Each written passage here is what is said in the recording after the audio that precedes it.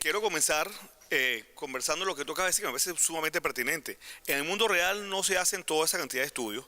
En nuestra experiencia, nosotros evaluamos el paciente en el consultorio y tiene que tener una clara indicación clínica. El Euroscore, que sea un paciente que no sea muy frágil, la edad, etcétera.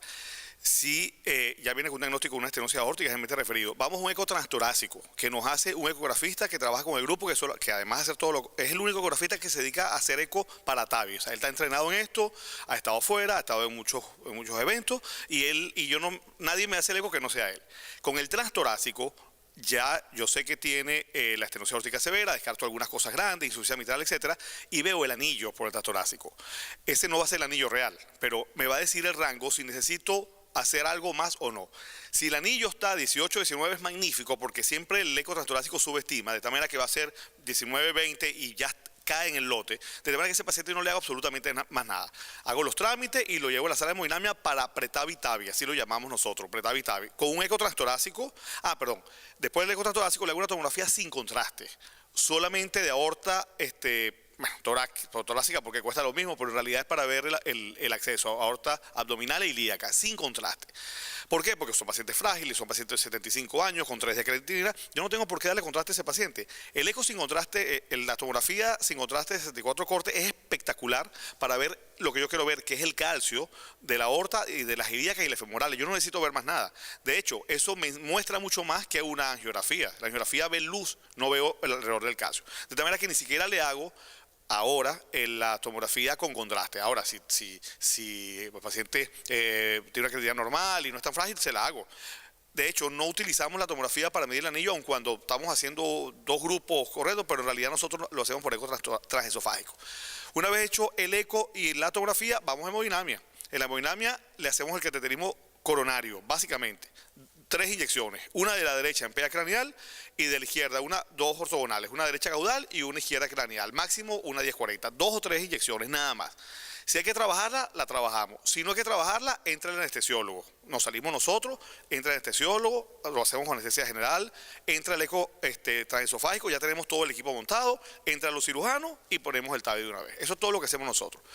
Un paciente de estos que trabajamos en el equipo, Abelardo, etcétera, si yo te digo el contraste total es lo que se lleva el cateterismo diagnóstico, y en Edward el contraste se puede hacer hasta sin contraste, porque la guía es fluoroscópica y por el calcio, a diferencia de Corval, donde se requiere mucho más inyecciones. Pero bueno, era para concretar ese punto que me parece muy interesante. Este tema, por supuesto, tenía que ponerle un maracucho, porque eso no es normal. Cuando ponen balón, prótesis y balón, yo por eso que tú tampoco lo entendías, porque yo tampoco lo entiendo. Prótesis y balón versus autoexpandible, cuándo, cómo y por qué. Eso es una cosa que es como maracucho, no sé. Pero bueno, habría que afrontar esto y había que hacerlo.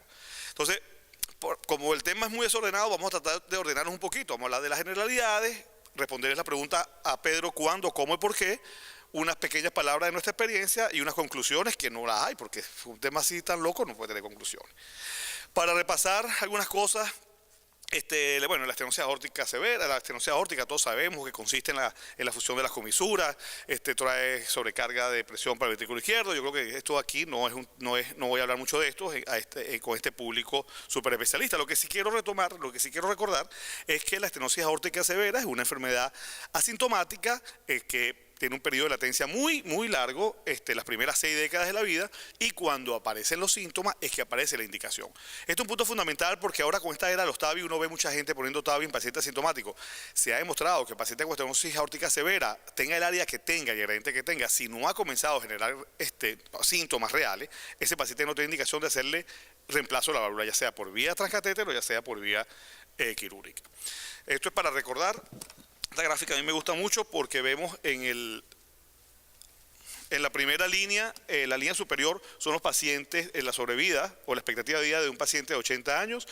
Vemos cómo tiene una sobrevida a los 3 años por encima del 80%, y los pacientes con estenosis aórtica severa que fueron intervenidos tienen una sobrevida igual, de tal manera que la estenosis aórtica severa sintomática en el paciente octogenario tiene que ser resuelta. Por otro lado, en esta línea de aquí abajo vemos los pacientes de 80 años que no fueron sometidos, a reemplazo aórtico, y vemos como su expectativa de vida es sumamente bajo, de alrededor del 20-25% a los 3 años. De tal manera que estenosis aórtica severa tiene que ser tratada. ¿Qué ocurre? Que de este grupo de pacientes, este grupo de pacientes que está aquí, lo vamos a ver más adelante, es el grupo de pacientes que tienen estenosis aórtica severa y que fueron rechazados por los cirujanos, porque son pacientes frágiles, de alto riesgo, etcétera. Y entonces, en base a eso es que surgen estas novedosas técnicas, que es la válvula Corval y la válvula Edwards, para poder resolver el problema a un grupo de pacientes que eran rechazados para la cirugía básicamente. Algunas características generales: la Corval ya sabemos que es de pericardio porcino, es de nitinol, esto expandible. La Edwards Sapien es de pericardio bovino, es de acero inoxidable y es expandida por balón. Tienen unos rangos de implantación más o menos parecidos entre las dos. ¿Qué tenemos con las válvulas transcatéter? Bueno, que simplemente lo novedoso es que no requiere cirugía, no requiere esternotomía, no requiere artrotomía, no requiere circulación extracorpórea. A este año ya se han implantado más de 60.000 válvulas en el mundo, lo que quiere decir que es una tremenda experiencia, pero tenemos que luchar contra nada más y nada menos el gold estándar, que la cirugía tiene más de 150.000 pacientes por año, tiene más de 40 años de experiencia, tiene resultados objetivos reales, de tal manera que nosotros tenemos que ser al menos iguales que ellos para que su indicación sea extendida. ¿Cuándo? Cuando Pedrito me dice ¿cuándo qué? O sea, Pedrito, tenía ganas de llamarte. ¿Será cuándo está indicado un TAVI o será que tú querías que te dijera cuándo está indicado un Corval o un Edwards? La verdad es que yo no sabía mucho cómo era el tema. Entonces, en todo caso, empecé cuando está indicado un Corval. Esto es un registro iberoamericano de implantes de válvulas transcatéter que tuvimos la oportunidad de participar en Caracas, en Venezuela. Y es una lista muy extensa, pero simplemente recordar que tenga una estenosis aórtica severa, que no tenga insuficiencia aórtica severa, que sean pacientes inoperables o de alto riesgo quirúrgico, pacientes con un Euroscore logístico de al menos 15, y que tenga comorbilidades, así no tenga estos criterios, pero que tenga alguna comorbilidad que haga que la cirugía sea de muy alto riesgo, como por ejemplo un paciente con cirrosis hepática, con enfermedad broncopulmonar obstructiva crónica severa, pacientes que tengan cirugía previa y tengan puente mamaria permeable, lo que haría una contraindicación para una nueva intervención, los pacientes con aorta en porcelana, obesidad mórbida, pacientes con inmunodeficiencia, patología neoplásica con expectativa de vida mayor de un año, pacientes con toras hostiles que hayan recibido radioterapia. Bueno, son criterios clínicos que hacen que un paciente sea inoperable y por lo tanto optemos para irnos a una válvula por vía transcatéter. Los criterios anatómicos tienen que ver ya con diámetros del anillo, con diámetro de la aorta ascendente, etcétera. Esta era una primera, en este trabajo que ya pasó de moda, porque ya salieron las válvulas 29. En todo caso, lo que nos quería decir, ¿cuándo, buscando responderle a Pedro, cuándo vamos a utilizar una u otra? Sin embargo, ahora que salen las válvulas, vamos a resumirlo de la siguiente manera. La válvula Corval, que hay una 26, 29 y 37. La 26 va desde anillos tan pequeños como 20 y anillos tan grandes como 31. De tal manera, y la Edwards va con anillos tan pequeños como 18 y tan grandes como 27. De tal manera que hay un espacio entre el anillo pequeño y el anillo grande. Si yo tengo un anillo, por ejemplo, de 18 a 20, no puedo ponerle un Corval simplemente. Tengo que ponerle un Edwards. ¿Por qué? Porque no hay Corval que me cubra este segmento de anillos de 18 a 20. Ahora, si yo tengo un anillo muy grande y el Corval me llega hasta 27, nosotros hemos puesto hasta 28 con un CC más, pero es hasta 27, y la Corval me llega hasta 31, entonces en este rango, pues de 28 a 31, tengo que necesariamente colocar un Corval. Entonces, digamos, esas son dos de las indicaciones de cuándo poner una u otra. Hay un trabajo recientemente publicado con unos resultados muy malos, pero en todo caso, es un trabajo que está orientado al tratamiento de la insuficiencia aórtica con la válvula Corval, aun cuando los resultados son muy malo, en el sentido de que aquí vemos cómo estaba la clase funcional antes y después, y vemos que la mortalidad fue alrededor del 20%, etcétera. En todo caso, ya hay una línea de investigación en implantar válvulas Corval en insuficiencia aórtica, y eso podría ser otra respuesta para Pedro. Bueno, ¿cuándo pongo una Corval y no una Edwards? En insuficiencia aórtica, si es que el paciente tendría una contraindicación absoluta, pues digamos, y voy a tener que luchar contra estas cosas. Hay un trabajo hay muchos trabajos publicados, pero realmente comparando uno a otro, las dos válvulas son muy pocos, y a pesar de que los números, algunos números son diferentes, estadísticamente no hay diferencia en realidad en la mortalidad, en la clase funcional, en la permanencia de la válvula funcionante en las dos válvulas, de tal manera que, exceptuando el bloqueo auriculoventricular completo con necesidad de marcapaso, que sigue siendo tan alto aún en los últimos trabajos, aún con las nuevas tecnologías, aún con el nuevo Corval, con implantación alta, seguimos teniendo una necesidad de marcapaso de alrededor del 26-29%, exceptuando esto, el resto de los resultados clínicos son no estadísticamente significativos. Aquí vemos la mortalidad, por ejemplo, en esta primera línea está la válvula Corva y la segunda está la Edwards Sapien. Para algunas rayas, la mortalidad de Corva está en 18 contra 13, 8,8 contra 6%. La mortalidad cardíaca 6,9 para Corva contra 6,4 para Edwards. Bueno, así estos son números que no hay diferencia estadísticamente significativa. Repito, lo único que realmente diferencia estos dos grupos es la necesidad de marcapaso. Entonces, si tú me preguntas, para responderle a Pedro otra vez, bueno, ¿y cuándo pondrías tú una Corval? Bueno, cuando un paciente ya tenga un marcapaso definitivo. Podría yo optar por una válvula Corval. En el mundo real, ¿por qué se ponen una y otra? Por el entrenamiento del grupo y por lo que esté familiarizado el grupo en el mundo real. No hay ningún grupo que yo sepa donde realmente buscan los criterios para una u otra. La gente que pone Corval, la gente que pone Edwards, y no he visto que se hayan switchado mucho tampoco en el mundo real, estoy hablando. Ahora, estos son algunas cosas objetivas que tú me dices de unos tamaños. Si tú me preguntas a mí y yo tengo una válvula que tiene un 25 o 29% de necesidad de marcapaso definitivo, eso es una cosa que va en contra de la Corval. Yo tendría tendencia a poner Edwards. Ahora, si yo tengo un paciente con marcapaso definitivo, ya sé que la evolución va a ser la misma. Si tengo una prótesis grande, de hecho, en estos días hicimos una Corval porque tenía un anillo grande, nos vamos con una Edwards. En todo caso, pero en el mundo real es lo que te estoy diciendo. Entonces, fue que ¿cómo qué? Yo me puse así cuando me dijo, ¿cómo qué? Yo te iba a llamar otra vez. ¿Qué quieres que te diga cómo? Bueno, me imaginé que era que cómo, no sé. Entonces, bueno, como no me imaginé nada, puse allí cómo nosotros hacemos para poner la válvula. Entonces, bueno, ¿cómo? Primero hacemos el Euroscore. Luego hacemos el eco lo hace un ecografista experto, descartamos insuficiencia mitral severa, trombos en el ventrículo izquierdo, que el calcio, ese paciente que tú hiciste allí, te felicito por cierto, no digas que yo estuve porque me da pena, pero estaba contraindicado por la severidad del calcio. Me imagino que todas las demás comorbilidades hicieron, pero esos son casos que uno generalmente rechaza por lo extenso del calcio. Entonces, nuevamente vemos el calcio, esto nosotros ya dijimos que no lo hacemos, pero tenemos que evaluar de alguna manera cómo están las ilíacas y las femorales. Hacemos la coronaria en el momento quirúrgico, un paciente nuestro que tenía tronco y resolvimos el tronco en el mismo pretabio. Hacemos una ortografía, esto sí lo hacemos, por supuesto. Algunos tips con esto, nosotros hacemos la ortografía en PA. Hay gente que lo hace en izquierda craneal, lo hacemos en PA. Y si el catéter está atravesado, el pigtail, nos vamos un poquitico oblicuo izquierda. Ya con esa primera inyección, con poquito contraste, 15, 20 cc, 15 cc es suficiente, ya nosotros vamos a ver cómo están los senos y en base a eso nos vamos a orientar. Entonces, por ejemplo, si el seno coronario derecho que está en el medio no lo vemos porque está muy arriba, nos vamos a craneal y simplemente lo baja. O tenemos mucho seno coronario derecho y está muy profundo, simplemente nos vamos a caudal y lo subimos y lo alineamos. Igual para el derecho e izquierdo. Son tips, digamos, de cómo hacemos esta cosa. No hacemos, como te dije, la ortografía porque ya tenemos una tomografía sin contraste. Todo lo hacemos con anestesiología, los cirujanos nos siguen haciendo el abordaje.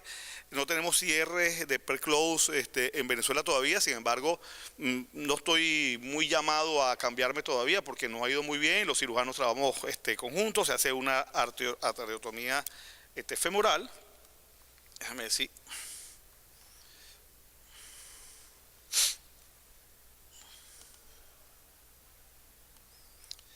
Esto es un ejemplo nuestro de un Balvin Bar que hicimos hace un par de semanas, un poquito más. Hacemos, como te dije, la coronariografía. En las coronarias hacemos solamente una inyección de la derecha, no hacemos más. Y hacemos un par de inyecciones de la izquierda o 3 inyecciones de la izquierda, no hacemos más. Luego hacemos una ortografía para ver, en este caso no aplica lo de la ortografía para ver los senos, puesto que ya tenemos una válvula, entonces aquí la guía es simplemente con el metal de la prótesis, que es mucho más fácil, por cierto. Aquí sí hicimos una ortografía, subimos el introductor, pasamos la guía. Esto es igual que como dijo Pedro, esta válvula es mucho más amigable, el sistema que permite la flexión en la aorta hace que vaya mucho más fácil. La posicionamos, buscamos la posición donde esté alineada los bordes el borde inferior de la prótesis, que va a ser nuestra referencia. Esta línea que esté bien alineada. Luego hacemos el marcapaseo. hacemos una inyección para estar seguro, aunque está de más porque ya repito que teníamos la referencia de la válvula previa. Perdón. Esta válvula tiene algo entre las dos que hemos puesto que es muy predecible. Donde decimos que la vamos a poner, realmente ya no se mueve de allí. Siempre y cuando cumplamos los criterios de tener un buen marcapaso, que tenga una captura 1-1, etcétera. Aquí implantamos la válvula justo dentro de la otra, como lo vimos. Y hacemos una ortografía. ¿Dónde está eso? Perdón.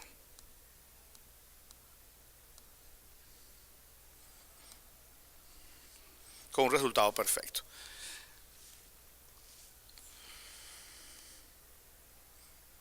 Ok.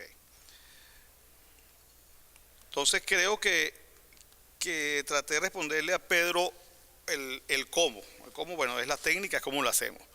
¿Cuándo? El cómo. El por qué. Bueno, el por qué es más fácil de responder. El por qué ponemos Octavi. El por qué es porque hay al menos un 30% de pacientes que tienen indicación de cirugía y son rechazados por los cirujanos. El por qué es porque el procedimiento ha sido exitoso en toda la serie, excepto la primera, con un éxito inicial de por encima del 95-98%, de manera que es un método seguro. El por qué es porque a seguimiento de 2 años la válvula sigue funcionando, los gradientes siguen siendo bajos, con una caída de 50, del promedio 50 milímetros de mercurio a 3 en el seguimiento de 2 años. El por qué es porque acaba de ser publicado al seguimiento a 5 años y vemos cómo de igual manera el gradiente medio sigue igualmente bajo en todos los años, desde el 0 hasta el 5 años. Y el por qué es porque nosotros también, este estudio fue comparado con la válvula Edwards quirúrgica, y la evolución desde el punto de vista mecánico sigue siendo comparable, al menos con la quirúrgica. ¿Por qué? Porque el reemplazo aórtico en los trabajos, en el partner, en el último partner, el partner B, etcétera, sigue dando que al menos es igual que la cirugía, de tal manera que eso es porque creo que tenemos que seguir poniendo válvulas. ¿Qué comentario tengo que hacer yo con la válvula por vía transcatéter? Es que apenas hay seguimiento a 5 años y en eso tenemos que ser honestos. Las válvulas quirúrgicas, como dije, hay más de 150.000 válvulas al año. Hay válvulas ahora que se están hablando que duran 16, 18 años, no sabemos. La Edwards, Sapien, la Magna, hay varias válvulas que están hablando de las quirúrgicas. De tal manera que si tenemos solamente un seguimiento de 5 años, las válvulas percutáneas o transcatéter, sería irresponsable ponérselo a un hombre de 60 años o 50 años. Porque es que pueden durar, puede que nos pase como pasaron con aquellas válvulas aórticas de pelotica que tuvieron que mandarlas a sacar todas. Y es posible que lleguemos al año número 8 o 9 y todas las válvulas se tapen. Eso no lo sabemos. De tal manera que hay que darle el tiempo. Tenemos que esperar que estas válvulas, lo que vayan a durar, eso no lo veremos nosotros probablemente, porque hay que estar esperando, hay que esperar mucho. Y luego de eso yo creo que la aplicación va a variar. Hasta ahora las indicaciones para pacientes de menos riesgo o de bajo riesgo, el Surtavi que está por salir, el partner para pacientes, todo eso va a dar que sí, aparentemente. Pero una cosa es que se pueda colocar en pacientes de bajo riesgo y otra cosa es el seguimiento a largo plazo. De tal manera que yo creo que vamos a tener que poner válvulas en pacientes de bajo riesgo, pero de más de 70 años de edad. O sea, no en pacientes más jóvenes, es un comentario al margen. Nosotros tenemos una experiencia, hemos participado en 114 pacientes en total, 24 fueron Corval y 90 fueron Edwards. De estos pacientes, de los 90 Edwards, que es lo que me voy a referir ahorita, 10 fueron en Brasil y Colombia, el resto fueron en Venezuela. De los 80 pacientes que hemos hecho allá, son 72 por transfemoral, 5 transapical y 3 por transaórtico. Las edades entre 62 y 97, 62 pacientes que tenían contraindicación absoluta para cirugía, con una reintervención, etc. Esta es la distribución por género, los síntomas que tenían los pacientes antes del procedimiento. El Euroscore logístico, como dijimos, por encima de 15 al 87% de los pacientes. El otro grupo era porque tenía un Euroscore bajo, pero tenía alguna contraindicación para la cirugía. Y lo que sí es dramático es que realmente la caída de gradiente es espectacular. Es una caída de gradiente, en este caso, de 49 promedio a 8, el pre y el post, en que la severidad de la regurgitación aórtica en la mayoría de los casos no pasa de una cruz. Ahora hay unos trabajos que están hablando de la insuficiencia aórtica a 2 cruces, que la evolución no es la misma.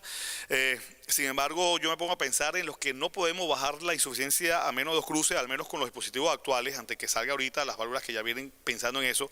Yo me pregunto si un hombre de 80 años que tiene una estenosis aórtica severa, crítica, sintomática, va a ir peor con esa estenosis que con una prótesis y una insuficiencia a 1 o 2 cruces. Realmente, en el mundo real hay que ver los números y hay que ver los NNT y los NH de esos trabajos que están diciendo que van peor. Claro que van peor que los que no tienen, pero bueno, son cosas que hay que discutir más adelante.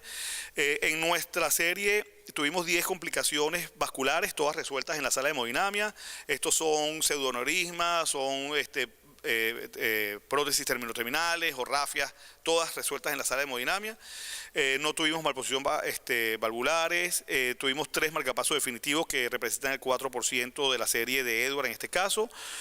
Un paciente murió con el acceso transapical, ese paciente se le rompió el anillo, fue llevado a la sala de cirugía y no pudieron hacer nada por él. Y un paciente de los 3 de acceso transaórtico, que 2 fueron exitosos, uno no falleció pero no fue exitoso. Ese simplemente no hubo forma de pasar la válvula, estaba un proctor nuestro, ya no se podía recoger, lo que se hizo fue liberar en la aorta, se recogió, se impactó en la aorta abdominal y el paciente fue llevado a cirugía, no de emergencia, porque no fue un problema técnico de la válvula y se resolvió por vía quirúrgica.